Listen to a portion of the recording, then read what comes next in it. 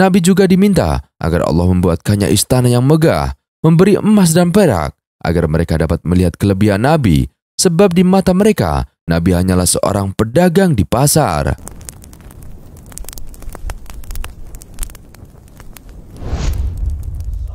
Assalamualaikum warahmatullahi wabarakatuh. Sahabat beriman yang dirahmati Allah Subhanahu wa Ta'ala, surat Al-Kafirun merupakan surat ke-109 dari Al-Quran yang artinya orang-orang kafir. Isi lengkapnya ayat 1-6 mengandung makna dan keutamaan. Dalam surat Al-Kafirun juga terdapat beberapa keutamaan. Salah satunya bisa mendapatkan pahala seperti khatam dalam membaca Al-Quran, berisikan penutupan tauhid ibadah, dan berlepas dari kesyirikan serta perbedaan besar antara Islam dan syirik. Surat Al-Kafirun termasuk surat Makkiyah. Sebutan surat Al-Kafirun merujuk pada ayat permulaan surat ini, yakni kata Al-Kafirun. Sesuai dengan namanya, surat Al-Kafirun mengisahkan tentang orang-orang kafir pada masa Nabi Muhammad SAW. Dinamakan Al-Kafirun karena dalam surat ini Allah Subhanahu wa Ta'ala menyampaikan kepada kaum kafir bahwa perbuatan jahat mereka akan mendapatkan pembalasan.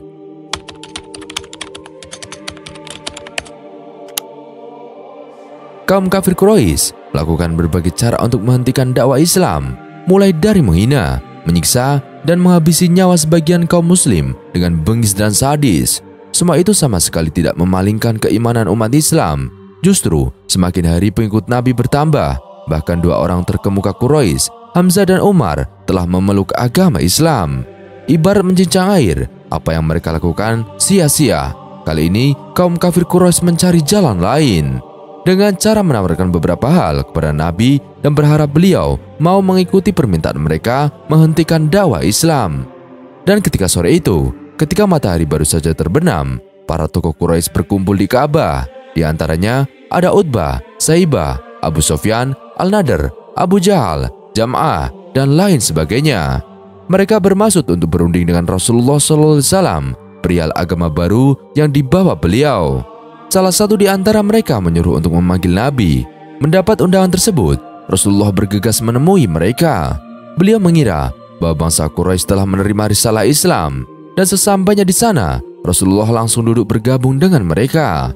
Lalu salah satu dari mereka mulai berbicara, "Hai Muhammad, selama ini belum pernah ada bangsa Arab yang selancang dirimu. Kamu telah menghina nenek moyang, mencela agama, melecehkan Tuhan-Tuhan, membuyarkan angan-angan, dan memecah belah persatuan. Tidak ada hal yang paling berbahaya kecuali yang kamu bawa itu. Jika kamu melakukannya karena harta, kami akan mengumpulkan seluruh kekayaan kami agar kamu jadi orang paling kaya. Dan jika kamu melakukannya karena mencari kehormatan, akan kami angkat kamu sebagai pemimpin. Atau jika kamu melakukannya demi kekuasaan, akan kami angkat kamu menjadi raja. Dan jika apa yang kamu alami adalah sebab jin yang tidak bisa kamu usir, kami akan mencarikan tabib untukmu dan membiayai pengobatan sampai kamu sembuh." Nabi Muhammad SAW pun menjawab, "Apa yang kalian katakan? Aku tidak mencari kekayaan, kehormatan, maupun kekuasaan. Allah mengutusku sebagai Rasul, memberikanku kitab untuk menyampaikan kabar gembira pada kalian. Maka aku akan menyampaikan dan memberikan nasihat pada kalian. Jika kalian menerima, kalian beruntung dunia akhirat. Dan jika kalian menolaknya, aku akan bersabar sampai Allah menetapkan persoalan di antara kalian." Mendengar jawaban Rasulullah, para tokoh Quraisy itu mendesak beliau dengan berbagai permintaan tidak logis untuk membuktikan kebenarannya. Mereka meminta Nabi Muhammad SAW agar Allah menggeser gunung dan meluaskan negeri mereka, mengalirkan air melimpah seperti di Syam, menghidupkan Qusay bin Kilab, nenek moyang mereka, untuk menanyakan perihal agama baru yang dibawanya. Bahkan salah satu di antara mereka ada yang meminta Nabi supaya membuatkan tangga ke langit, menaiki tangga itu dan melihat beliau bersama para malaikat yang membenarkannya di langit. Nabi juga diminta agar Allah membuatkannya istana yang megah, memberi emas dan perak, agar mereka dapat melihat kelebihan Nabi, sebab di mata mereka Nabi hanyalah seorang pedagang di pasar. Rasulullah Muhammad SAW menjawab semua permintaan dengan jawaban yang sama sebagaimana di awal, bahwa beliau diutus bukan untuk hal itu. Namun Nabi Muhammad SAW diutus untuk memberikan peringatan dan kabar gembira sesuai dengan pedoman Al-Quran, dan terserah pada mereka mau menerima atau tidak. Lalu mereka meminta agar Allah segera menurunkan azab. Nabi pun menjawab, "Jika Allah berkehendak, hal itu pasti terjadi." Setelah perundingan selesai, Rasulullah SAW pulang dengan perasaan sedih sebab perkataan para tokoh Quraisy tersebut. Mereka juga menantang tidak akan beriman pada Nabi, padahal Rasulullah sangat memperhatikan mereka untuk memeluk agama Islam. Perundingan di atas membuat kaum kafir Quraisy semakin kesal. Semua tawaran mereka ditolak dan tidak dapat menggoyahkan dakwah Islam sedikit pun. Selain merasa gagal, mereka juga merasa kalah argumen dengan jawaban Rasulullah. Namun mereka tidak kehilangan cara. Setelah mengiming-iming harta dan tahta tidak berhasil, kali ini mereka memilih jalan tengah dengan cara mengadakan kompromi dengan Nabi. Suatu hari, ketika Rasulullah sedang bertawaf di Ka'bah, tiba-tiba 4 orang berkemuka Quraisy menghentikan beliau. Mereka adalah Aswad bin Muthalib, Walid bin Mughirah, Umayyah bin Khalaf, dan Al-As bin Wa'il. Keempatnya berbicara saling bergantian pada Nabi. "Hai Muhammad, kami akan menyembah apa yang kamu sembah, dan kamu juga menyembah apa yang kami sembah. Dengan begitu, kita bisa bekerja sama dalam hal ini. Jika apa yang kamu sembah lebih baik dari sembahan kami, maka kami akan mengambil kebaikan itu. Dan begitu juga dengan dirimu. Jika apa yang kamu sembah lebih baik daripada sembahanmu, maka kamu pun juga harus mengambil bagian darinya." Pada dasarnya, kaum kafir Quraisy tidak menyatakan secara jelas tentang kebatilan agama Nabi. Mereka hanya ragu dan masih terpaut erat dengan agama nenek moyang mereka. Karenanya, mereka mengira bahwa dengan mengatakan hal demikian, mereka telah melakukan kebenaran. Akan tetapi, dugaan mereka melesat. Setelah mereka selesai mengungkapkan keinginannya pada Nabi, Allah menurunkan surat Al-Kafirun ayat 1-6. Yang pertama, katakanlah, "Hai orang-orang kafir." Yang kedua, "Aku tidak akan menyembah apa yang kamu sembah." Yang ketiga, "Dan kamu bukan penyembah Tuhan yang aku sembah." Yang keempat, "Dan aku tidak pernah menjadi penyembah apa yang kamu sembah." Yang kelima, "Dan kamu tidak pernah pula menyembah atau menjadi penyembah Tuhan yang aku sembah." Yang keenam, "Untukmu agamamu dan untukku agamaku." Mendengar jawaban Nabi, mereka sangat kebingungan dan berpikir keras untuk itu. Akhirnya kaum kafir Quraisy berinisiatif untuk menanyakan tentang Nabi pada bangsa Yahudi. Wallahu a'lam.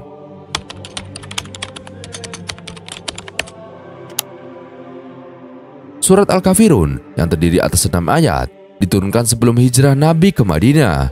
Surat yang menempati urutan turun ke-18 ini, menurut Al-Wahidi dan At-Tabari, dilatari turunnya oleh ajakan sejumlah pemuka kaum kafir Mekah kepada Nabi untuk bertukar sembahan selama 1 tahun. Tujuannya adalah agar kedua pihak sama-sama pernah merasakan penyembahan terhadap Tuhan pihak lainnya. Dalam pandangan kaum kafir, tidak peduli Tuhan siapakah yang benar, pertukaran tersebut akan memberi kesempatan bagi tiap pihak untuk setidaknya pernah merasakan berada di jalan yang benar. Al-Wahidi 1412 Hijriah atau 467 Masehi. Terlepas dari kualitas sanad riwayat ini, sesungguhnya surat ini berisi penegasan kepada kaum kafir bahwa Nabi tidak setuju untuk membersamai mereka dalam kekufuran, baik pada masa sekarang maupun masa mendatang. Islam yang dibawa oleh Nabi tidak memberi ruang bagi kesyirikan. Al-Kafirun dengan wawu penanda rofa pada bagian akhirnya adalah kata yang paling lazim digunakan sebagai nama bagi surat yang menempati urutan ke-109 dalam susunan Mushaf Al-Quran. Nama ini digunakan baik oleh Mushaf Al-Quran standar Indonesia maupun sejumlah Mushaf Al-Quran dari luar negeri seperti Libya, Maroko, Tunisia, Mesir, dan Saudi Arabia. Banyak kitab tafsir juga menggunakan nama tersebut. Namun beberapa kitab tafsir dan ilmu qiraat seperti Al-Kashaf dan Hirs Al-Almani menamai surah ini dengan label Al-Kafirin dengan ya penanda jar pada bagian akhirnya. Meskipun banyak digunakan, baik Al-Kafirun maupun Al-Kafirin bukanlah nama yang secara spesifik diberikan oleh Nabi dan para sahabat. Pada masa Nabi dan para sahabat, surah ini dikenal dengan sebutan surat Qul ya ayyuhal kafirun sesuai dengan bunyi ayat pertamanya. Nama ini pula yang dipilih oleh sejumlah ulama dalam karyanya, seperti Al-Bukhari dalam As-Sahih, As-Sahawi dalam Jamal Al-Qura, dan Al-Khazin dalam Lubat At-Ta'wil. Riwayat yang menyebut surat ini dengan nama Qul ya ayyuhal kafirun antara lain riwayat Muslim hadis nomor 726.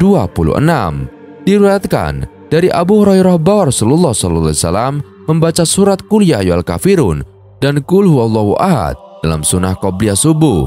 Riwayat At-Tirmizi, hadis nomor 2895. Diriwayatkan dari Anas bin Malik bahwa Rasulullah Muhammad SAW bertanya kepada salah seorang sahabatnya, "Wahai fulan, sudahkah engkau menikah?" Ia menjawab, "Belum, wahai Rasulullah. Aku tidak punya apa-apa sebagai mahar." "Bukankah engkau hafal Qul huwallahu ahad?" tanya Rasulullah. "Iya," jawabnya. "Surah ini setara dengan sepertiga Al-Quran." "Bukankah engkau juga hafal surat Iza Ja'a Nasrullah wal Fath?" tanya Rasulullah. "Iya," jawabnya. "Surah ini setara dengan seperempat Al-Quran." "Dan bukankah engkau juga hafal surat Qul ya ayyuhal kafirun?" tanya beliau. "Iya," jawabnya. "Surah ini juga setara dengan seperempat Al-Quran." "Bukankah engkau pun hafal surat Iza Zulzilati?" tanya beliau. "Iya," jawabnya. "Surah ini pun setara dengan seperempat Al-Quran." Menikahlah, menikahlah, pesan Rasulullah. Menurut At-Tirmizi, hadis ini hasan riwayat An-Nasai, hadis nomor 992. Ibnu Umar pun berkata, "Aku sudah 20 kali dengan sesama memperhatikan Rasulullah membaca surat Qul ya ayyuhal kafirun dan Qul huwallahu ahad pada sholat sunnah ba'diyah maghrib dan qobliyah subuh." Riwayat-riwayat ini secara nyata menjelaskan bahwa Nabi menamai surat ini dengan surat Qul ya ayyuhal kafirun. Nama itu pula yang populer pada masa Nabi dan para sahabat. Dengan demikian, Qul ya ayyuhal kafirun itulah yang merupakan nama yang bersifat tauqifi bagi surat ini. Adapun penamaannya dengan Al-Kafirun atau Al-Kafirin, daripada disebut sebagai hasil ijtihad belaka, agaknya lebih tepat dianggap sebagai upaya penyederhanaan terhadap nama tauqifi di atas. Dibandingkan Qul ya ayyuhal kafirun, kata Al-Kafirun atau Al-Kafirin yang hanya terdiri atas satu kata tentu lebih ringkas untuk menjadi nama dan lebih sesuai dengan pola nama surah-surah lainnya. Selain nama-nama di atas, surah ini juga mendapat sejumlah sebutan lain dari para ulama. Sebutan-sebutan ini bersifat ijtihadi dan digunakan dalam lingkup yang lebih terbatas, sehingga tidak menggapai popularitas yang sama dengan nama-nama sebelumnya. Di antara sebutan-sebutan lain bagi surat Al-Kafirun adalah surat Al-Muqassisah. Secara literal, kata Al-Muqassisah berarti penyembuh atau pembebas. Ada 3 surat yang mendapat sebutan ini, yaitu At-Taubah, Al-Kafirun, dan Al-Ikhlas. Ibnu Ashur 1984 nomor 579. Ketiga surah ini diyakini sebagai pembebas siapa saja yang mengimani kandungannya dari kemunafikan dan kesyirikan. Tidak ada dalil dari Nabi yang mengukuhkan penyebutan surat ini dengan nama tersebut. Ulama yang dianggap sebagai penggagas nama ini adalah Zurarah bin Abu Aufa dan Abu Amr bin Ala Asyuyuti, halaman 655. Surat Al-Ikhlas. Kata ikhlas merupakan masdar dari kata kerja transitif yang artinya memurnikan atau mengkhususkan atau menjadikan sesuatu sampai ke tujuannya. Ada 2 surat yang mendapat sebutan Al-Ikhlas, yaitu Qul huwallahu ahad dan Qul ya ayyuhal kafirun. Surat Qul ya ayyuhal kafirun mendapat sebutan demikian karena isinya berfokus pada pemurnian penghambaan dan keberagamaan.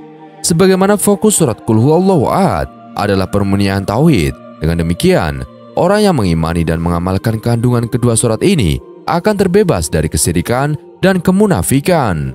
Surat Al-Ibadah atau Al-Mu'abadah, kata ibadah merupakan bentuk masdar yang artinya berkisar pada menghamba, menyembah, tunduk, dan merendahkan diri.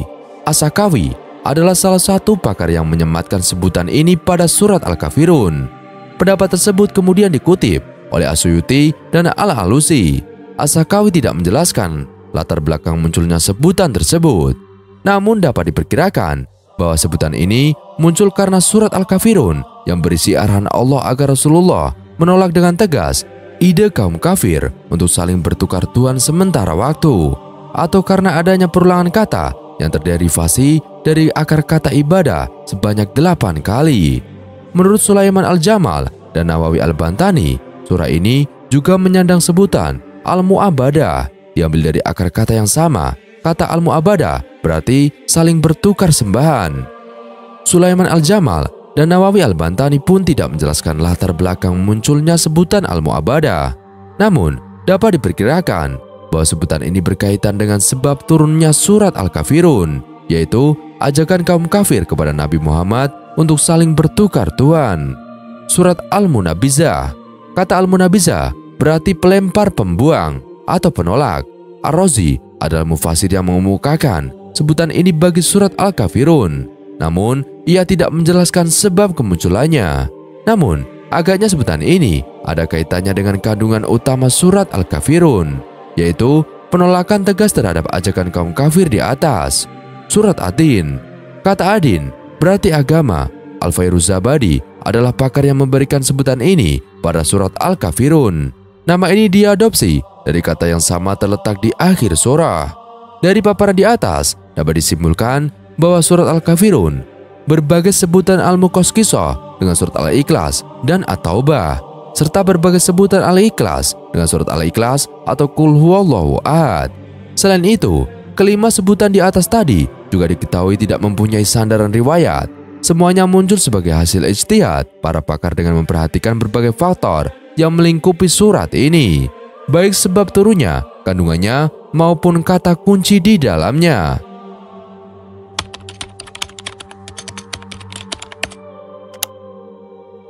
Pada masa penyebaran Islam di Mekah, kaum Quraisy yang menentang Rasulullah SAW tak henti-hentinya mencari cara untuk menghentikan ancaman Islam terhadap kepercayaan nenek moyang mereka.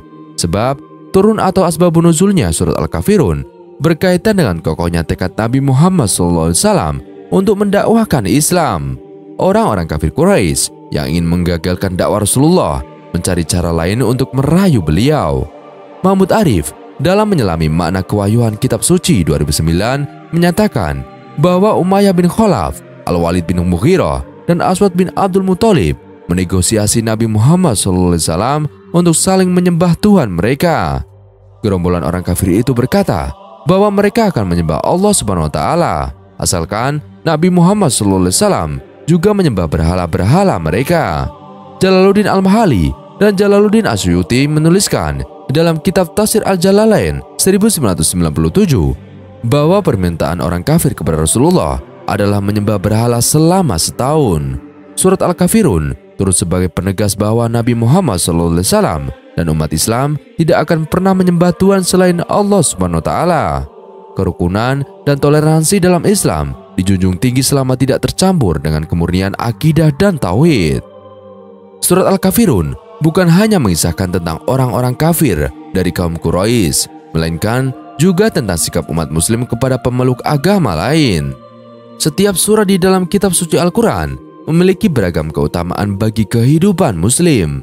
Begitu pula dengan surat Al-Kafirun yang memiliki keutamaan apabila diamalkan sehari-hari. Selain itu, surat Al-Kafirun juga memiliki keutamaan yang istimewa lainnya. Imam Jalaluddin Al-Suyuti dalam buku Al-Itqan fi Ulumil Quran menjelaskan beberapa keutamaan dari membaca surat Al-Kafirun. Hal ini disampaikan berdasarkan beberapa sumber, yaitu yang pertama, memiliki pahala sepadan khatam Al-Quran apabila dibaca 4 kali. Keutamaan membaca surat Al-Kafirun sebanyak 4 kali, maka pahalanya sama seperti khatam Al-Quran. Karena keutamaan membaca surat Al-Kafirun, Nabi Muhammad SAW sering mengamalkan surat Al-Kafirun saat sholat sunnah. Ibnu Umar bersabda, Qul Huwallahu Ahad menyamai sepertiga Al-Quran dan Qul Ya Ayyuhal Kafirun menyamai 1/4 Al-Quran. Beliau Nabi Muhammad Rasulullah SAW membaca kedua surat itu dalam 2 rakaat fajar. Hadis riwayat Tabrani dan Abu Ya'la Hasan. Yang kedua, mendapatkan pahala 1/4 Al-Quran. Keutamaan surat Al-Kafirun yang tak kalah istimewa adalah karena pahala yang diperoleh saat membaca surat Al-Kafirun setara dengan membaca 1/4 Al-Quran. Seperti yang diriwayatkan Ibnu Umar, Qul Huwallahu Ahad menyamai sepertiga Al-Quran dan Qul Ya Ayyuhal Kafirun menyamai 1/4 Al-Quran. Beliau Rasulullah Muhammad SAW membaca kedua surat itu dalam 2 rakaat fajar. Hadis riwayat Tabrani. Yang ketiga, memperkuat keimanan. Dalam surat Al-Kafirun ditegaskan bahwa tiada hal yang bisa disembah selain Allah Subhanahu wa Ta'ala. Dengan membaca surat Al-Kafirun, maka memperkuat iman dan menjadi cara untuk menjauhi diri dari hal-hal musyrik. Hal ini diriwayatkan oleh Ibnu Abbas. Tidak ada dalam Al-Quran yang lebih menakutkan bagi iblis daripada Qul Ya Ayyuhal Kafirun, sebab ia adalah tauhid dan pembebasan dari kemusyrikan. Yang keempat, menegaskan toleransi beragama dalam surat Al-Kafirun. Allah Subhanahu wa Ta'ala menekankan perihal toleransi antar umat beragama, seperti yang tertuang dalam ayat terakhir dalam surat Al-Kafirun, yang artinya untukmu agamamu dan untukku agamaku. Sikap toleransi yang dimaksud adalah sikap tidak memaksakan keyakinan umat muslim terhadap keyakinan umat non-muslim, karena Islam tidak mengajarkan dengan paksaan. Yang kelima, menghilangkan kemusyrikan. Surat Al-Kafirun juga dapat menyadarkan seorang dari kemusyrikan karena menyekutukan Allah Subhanahu wa Ta'ala. Imam Ja'far alaihissalam berkata, bacalah surat 7 kali dalam satu hari untuk menjaga iman, dan barang siapa membiasakan membacanya pada waktu matahari terbit dan terbenam, maka ia akan dilindungi dari keraguan, kesyirikan, dan keyakinan yang buruk. Yang keenam, menghindari gangguan iblis. Surat Al-Kafirun adalah surat yang paling ditakuti oleh iblis. Sesuai yang diriwayatkan oleh Ibnu Abbas, tidak ada dalam Al-Quran yang lebih menakutkan bagi iblis daripada kuliah ayu Al-Kafirun, sebab ia adalah tauhid dan pembebasan dari kemusyrikan. Yang ketujuh, membangun keberanian menghadapi orang kafir.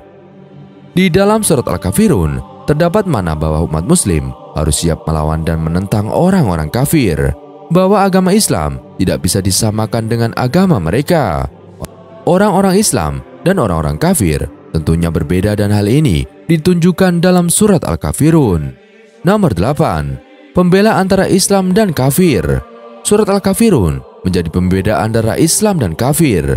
Hal ini ditunjukkan oleh ayat tersebut bahwa apa yang disembah, diikuti, dan apapun yang menjadi aturan Islam tidak sama dengan apa yang mereka atau orang kafir yakini.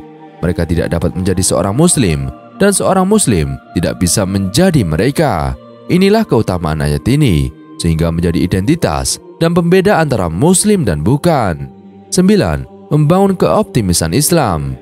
Surat Al-Kafirun dalam sejarah dulu juga menjadi suatu penyemangat dan pembangun optimisme agar umat Islam tidak takut dan tidak gentar dalam melawan kekafiran. Semuanya dilakukan agar Islam menang dan dapat memberikan rahmatan lil alamin bagi semesta alam. Yang ke-10, istirahat lebih tentram. Mari mulai sekarang amalkan dengan membaca surat Al-Kafirun sebelum tidur. Keutamaan surat Al-Kafirun lainnya yakni secara tidak sadar ini akan membuat kualitas istirahat menjadi lebih baik. Surat ini sering dijadikan sebagai bacaan menjelang tidur, sebagai isyarat seseorang muslim melakukan ibadah kepada Allah Subhanahu wa Ta'ala. Hal ini agar saat menutup mata dan terbangun di pagi hari terhindar dari kekufuran dan kesyirikan. Tidak hanya itu, semoga tidur di malam hari terhindari dari mimpi buruk syaitan. Yang ke-11, menyimpan segudang pahala.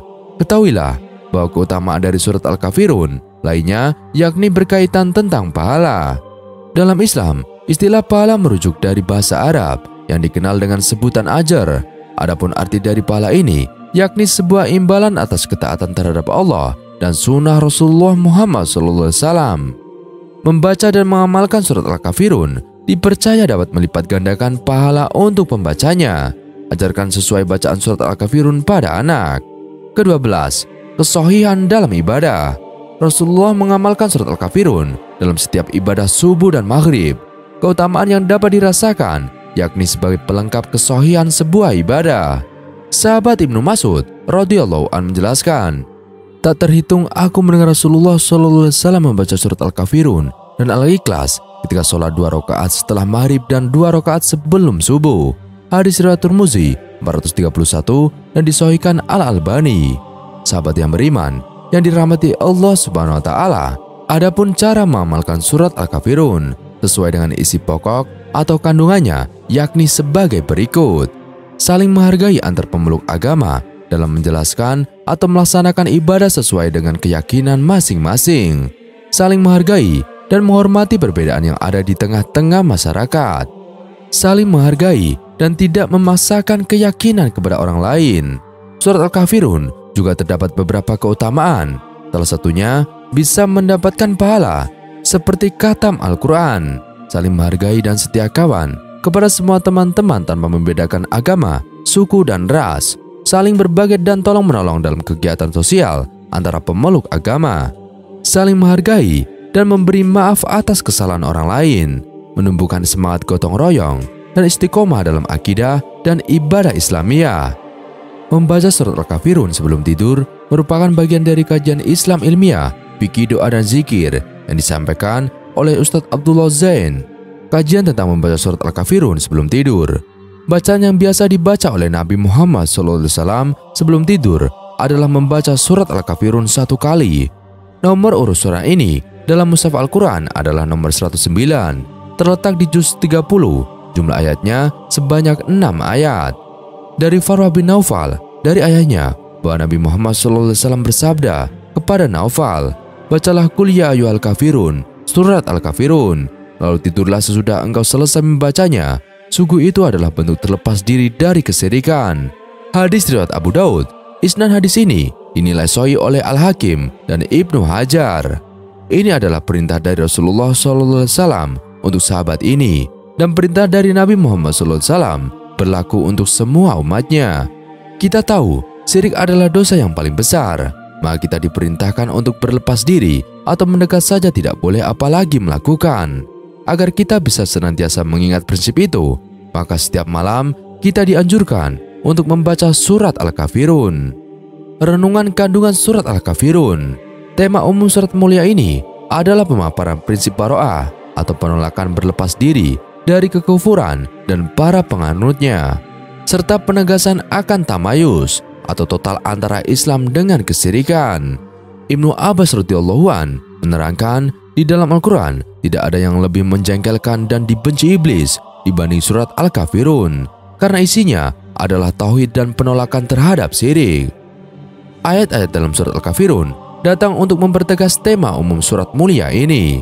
Karena tema tersebut sangat urgen dan prinsipil, maka didukunglah dengan berbagai penegasan berikut. Penegasan pertama, di ayat ke-1, Allah Ta'ala memerintahkan Rasulnya Nabi Muhammad SAW untuk memanggil orang-orang kafir dengan panggilan Ya ayyuhal kafirun, wahai orang-orang kafir. Padahal Al-Quran tidak biasa memanggil mereka dengan cara yang belak-belakan semacam ini. Yang lebih umum digunakan dalam Al-Quran adalah kitab sapaan atau semacam Ya ayyuhan nas atau wahai sekalian manusia dan semisalnya. Yang kedua, penegasan yang kedua pada ayat kedua, La a'budu ma ta'budun, dan ayat keempat, Wala ana abidu ma abatum. Allah memerintahkan Rasulullah SAW untuk menyatakan secara tegas, jelas, dan terbuka kepada mereka dan tentu sekaligus kepada setiap orang kafir sepanjang masa bahwa beliau tidak dibenarkan sama sekali menyembah apa yang disembah oleh orang-orang kafir. Penegasan ketiga, di ayat ketiga, Wala antum abiduna ma'abud, dan kelima, Wala antum abiduna ma'abud. Allah memerintahkan nabinya Nabi Muhammad SAW untuk menegaskan juga dengan jelas dan terbuka bahwa orang-orang kafir pada hakikatnya tidak akan pernah benar-benar menyembahnya, di mana hal ini bisa pula kita pahami sebagai larangan atas orang kafir untuk ikut-ikutan melakukan praktek peribadahan kepada Allah, sementara mereka masih berada dalam kekafirannya.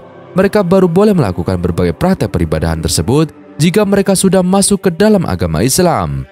Sebab tidak ada manfaatnya untuk mereka ikut-ikutan menjalankan praktek peribadahan Islam selama mereka belum memegang kunci masuk Islam, yakni syahadat. Penegasan keempat, Allah lebih menegaskan hal kedua dan ketiga di atas dengan melakukan pengulangan ayat, di mana kandungan mana ayat kedua, la'budu ma ta'budun, diulang dalam ayat keempat, wala ana abidu ma abatum, dengan sedikit perubahan redaksi nas, sedang ayat ketiga, wala antum abiduna ma a'bud, dan diulang dalam ayat kelima, wala antum abiduna ma a'bud, dengan redaksi nas yang sama persis. Adanya pengulangan ini merupakan peniadaan atas realitas sekaligus larangan yang bersifat total dan menyeluruh yang mencakup semua waktu yang lalu, kini, yang akan datang, dan selamanya, serta mencakup seluruh bentuk dan macam peribadahan. Allahu a'lam bishawab. Semoga video kali ini bermanfaat. Sekian dari kami, kurang lebihnya kami mohon dimaafkan. Yang benar datanya dari Allah Subhanahu wa taala. Khilaf atau keliru datanya dari saya pribadi. Wassalamualaikum warahmatullahi wabarakatuh.